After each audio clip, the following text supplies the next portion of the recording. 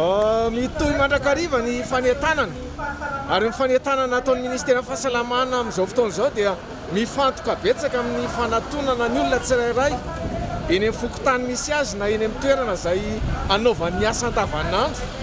Ny zavatra hita mantsy matetika dia ny hoe manana an'ilay arovava arotava ihany ny olona fa ataony any am-paosy, ataony anaty poketra na ataony eo ambany saoka fotsiny ihany.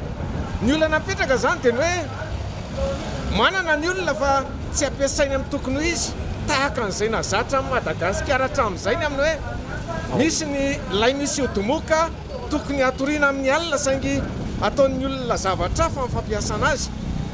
Manentana mandrakariva ministerany amin'ny resaka arotava ny arovava sy ny orona mba ho ampiasaina amin'ny tokony ho izy indrindra rehefa mivoaka ny tokantrano fa efa manerana amin'ny Madagasikara ny misy olana amin'ity aretina corona ity ka tsy hoe hiandry fahafatesana vao hihetsika antsika menakavy fa dia n'izao mbola vitsy ny maty dia efa tokony heritreritra ny amin'ny hoe misy ty aretina ity fa tsy zavatra noforonina ary miparitaka itsika menakavy ihany no manaparitaka azy raha tsy mitandrina.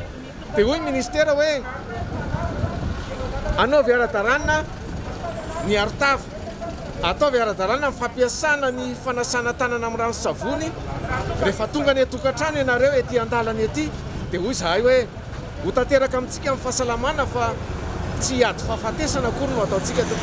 Ny ministeran'ny fahasalamam-bahoaka ny mpikarakara rehetra miady amin'ity aretina coronavirus ity dia manolotra fisaorana be dia be. Merci beaucoup ho an'ny olona rehetra izay manao ny masika, ny arotava sy orona rehefa mivoaka ny tokantrano.